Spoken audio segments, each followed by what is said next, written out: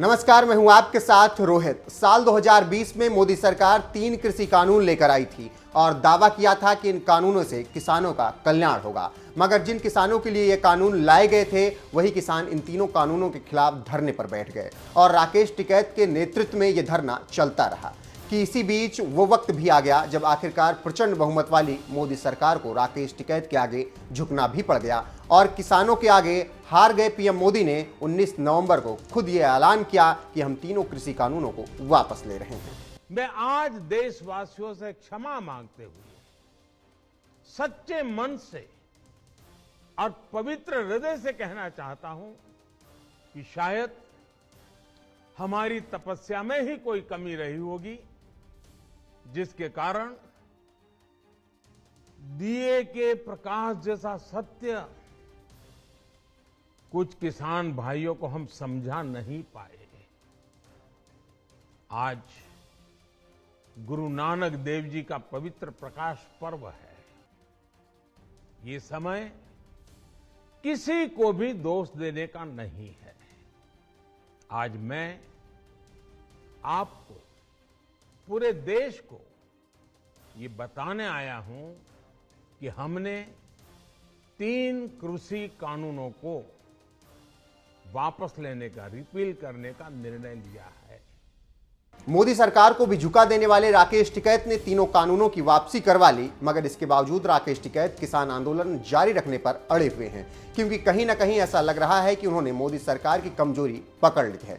यही वजह है कि उन्होंने तुरंत एक और मांग कर दी कि सरकार मिनिमम सपोर्ट प्राइस यानी एमएसपी पर कानून बनाए। और हैरानी की बात तो यह है कि टिकैत की इस मांग के आगे भी सरकार झुक गई। एमएसपी के मुद्दों पर विचार करने के लिए कमेटी बनानी पड़ी। बहरहाल एक के बाद एक जिस तरह से राकेश टिकैत लगातार मोदी सरकार को झुकाने में जुटे हुए हैं, क्या इससे उनका कद बढ़ता जा रहा है या फिर भविष्य में उन्हें मोदी से पंगा लेना भारी पड़ेगा? देखिए संत बेत्रा अशोका की सबसे बड़ी भविष्यवाणी। देखिए, विनाश काले विपरीत बुद्धि। जब आदमी का समय ठीक नहीं होता तो उसकी बुद्धि विपरीत हो जाती है और वो ये सोचता है कि जो मैं कर रहा हूँ ठीक कर रहा हूँ। मैंने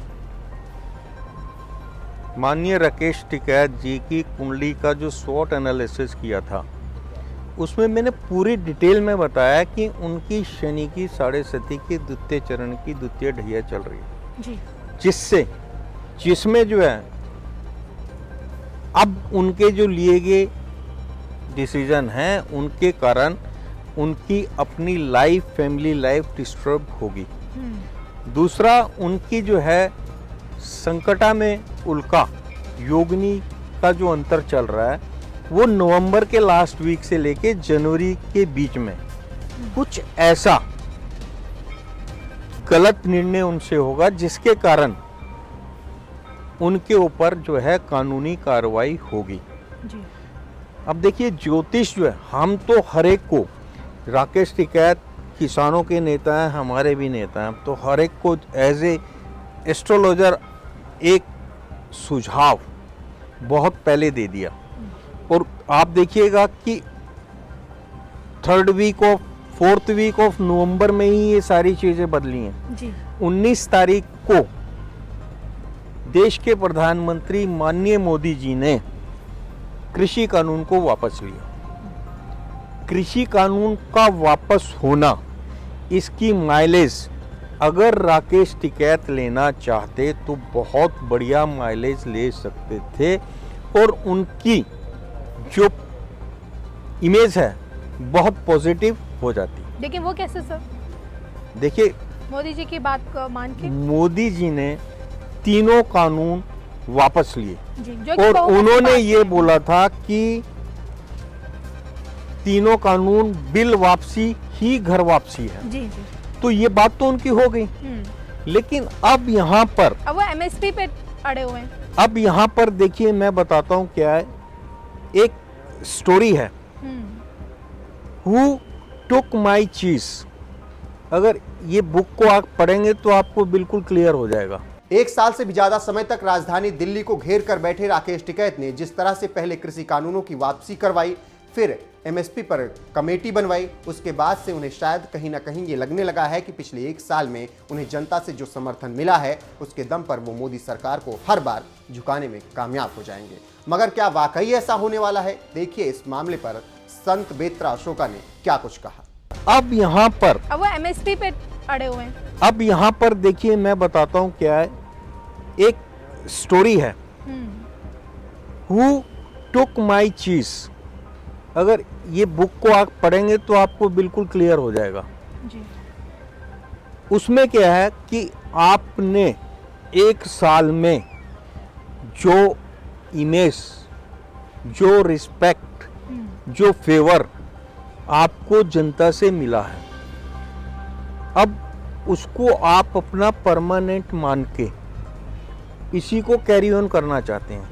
लेकिन अब अगर आप कैरी ऑन करेंगे किसी भी बात पर, क्योंकि first thing is clear, first thing first, पहली चीज क्लियर होगी है, आप घर वापसी किसानों की करवाइएगा और उसके बाद अगर कोई चीज आपकी नहीं मानी जाती तो आप दोबारा बैठ सकते हैं। लेकिन आप उसका माइलेज ले ही नहीं रहे। उसका माइलेज अब कौन लेगा? सरकार। जी। कि हमने हाथ जोड़कर किसान बिल को वापस लिया क्योंकि हम आपको ढंग से समझा नहीं पाए। इसका मतलब क्या है? आप इसको यहां से ध्यान से सोचिएगा कि हम किसान बिल को वापस इसलिए ले रहे हैं कि हम आपको ढंग से समझा नहीं पाए। इसका मतलब ये है कि आप ये किसान बिल कहीं पे ठीक है, किसानों के हित में है, 90% किसान इस चीज को मानता है, सिर्फ पंजाब के किसानों के हित में नहीं था। जी। 90% किसानों के हित में था। और ये बिल जो है हम आपको तीनों कानून ढंग से नहीं समझा पाए। इसका मतलब यह है हम समझा नहीं पाए, आप सक्सेसफुल हुए भ्रमित करने में। और हम जो हैं माफ़ी मांगते हैं, दोबारा जब मौका मिलेगा आप लोगों को ढंग से समझा के, क्योंकि and result is okay, everything is okay. किसानों को समझ आएगा कि उनका फायदा कहाँ था। इन्हीं तीनों बिलों के लिए आपके माननीय राकेश टिकैत जी के स्वर्गीय पिता महेंद्र टिकैत जी ने एजिटेशन किया था। और वो जो है सरकार में पारित हुआ, लेकिन किसी कारणवश अब जो है उनको जब समय ठीक ना हो तो स्टेप वापस ले लेना चाहिए। अभी भी समय है, समय से स्टेप वापस लेके सारी माइलेज ले सकते हैं। अदरवाइज वो जो 3 बाकी के प्यादे इनके साथ में वो भी वजीर बनने की कोशिश करेंगे। जी। और जब 3 मुल्लों में मुर्गी हराम वाला खेल हो जाएगा, कोई भी माइलेज को नहीं ले पाएगा। तो माइलेज कौन लेगा? फिर सरकार लेगी। सर मेरा दूसरा सवाल ये है, मैंने जो इस पूरे 1 साल में इस किसान आंदोलन को जो देखा है, टिकैत का हमेशा से यू टर्न लेना क्या उन पर भारी पड़ सकता है? देखिए जब ये आंदोलन हुआ कृषि कानून बिल के खिलाफ, तो टिकैत ने कहा कि सरकार हमसे बात नहीं करी, तो मतलब मोदी जी हमसे डायरेक्ट बात नहीं करें। तो मोदी जी ने इनसे डायरेक्ट बात आके की अपने संबोधन से। फिर टिकैत का ये कहना है कि आप पहले कृषि कानून वापस लीजिए, तब हम अपना आंदोलन वापस लेंगे। आज की तारीख में जब कृषि कानून वापस ले लिया गया है, लेकिन ये अपने आंदोलन को वापस नहीं लेना चाहते, घर वापस नहीं जाना चाहते हैं। अब इनका ये भी कहना है कि 2022 के ये चुनाव नहीं लड़ेंगे, यूपी के चुनाव में ये राजनीति में नहीं जाएंगे। क्या आपको लगता है कि क्या इस बार ये अपनी बात पे डटे रहेंगे? क्या इसका माइलेज लेते हुए, पूरे 1 साल के आंदोलन का माइलेज लेते हुए इसको ये अपने राजनीति में भुनाएंगे? 2022 की राजनीति में क्या राकेश टिकैत हमें नज़र आने वाले हैं या नहीं, ये मैं आपसे जानना चाहूँगी, क्योंकि ये एक बहुत बड़ी भविष्यवाणी होगी। अगर आप इसके बारे में कुछ बताएं। देखिए राकेश टिकैत जी स्मार्ट नहीं, अब ओवर स्मार्ट हो चुके हैं। जी। 1 साल तक जिसने इतना बड़ा एजिटेशन हैंडल किया और बहुत बड़ा एजिटेशन हैंडल किया, तो आप उनको आप छोटा नहीं आंक सकते। लेकिन इस टाइम देश के अंदर कई एजेंसीज हैं जिनकी सहायता से आप अपनी इमेज का स्वॉट एनालिसिस करवा सकते हैं। आपकी स्ट्रेंथ क्या, आपकी वीकनेस क्या, आपको क्या थ्रेट्स हैं और आपके लिए अपॉर्चुनिटीज़ क्या हैं जी। उसकी क्वेश्चनरी बनवा के आप सिर्फ अपने इलाके में जहाँ से आप खड़े हुए हैं पिछले इलेक्शंस में, 2 इलेक्शंस में, वहीं का अगर आप स्वॉट एनालिसिस करवा लेंगे तो आपको पता चल जाएगा। और वो भली भांति जानते हैं कि वो इमेज और इस स्टेज की इमेज में कितना फ़र्क है। राकेश टिकैत जी कभी भी ये गलती नहीं करेंगे कि वो इलेक्शन लड़ेंगे,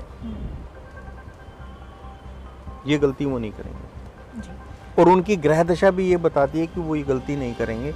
अगर करेंगे तो बहुत बड़ा नुकसान होगा। संत बेत्रा अशोका के मुताबिक राकेश टिकैत अगर चुनाव लड़ेंगे तो उन्हें बड़ा नुकसान उठाना पड़ सकता है। वैसे भी उनका चुनावी इतिहास कुछ खास नहीं रहा है। राकेश टिकैत 2 बार चुनाव लड़ चुके हैं, एक बार विधानसभा का और दूसरी बार लोकसभा का। दोनों बार उन्हें हार का सामना करना पड़ा। हालांकि उस वक्त तक वह राष्ट्रीय चेहरा नहीं बने हुए थे। किसान आंदोलन ने उन्हें राष्ट्रीय पहचान दे दी है। लेकिन जिस तरह से उन पर आरोप लग रहा है कि उनका किसान आंदोलन राजनीति से प्रेरित है और विपक्ष की पार्टियों का समर्थन हासिल है, तो ऐसे में इसकी कम ही संभावना है कि वो यूपी विधानसभा चुनाव लड़ेंगे। वैसे अगर वो चुनाव मैदान में उतरते हैं तो क्या जीत हासिल कर पाएंगे? अपनी राय हमें कमेंट कर जरूर बताएं।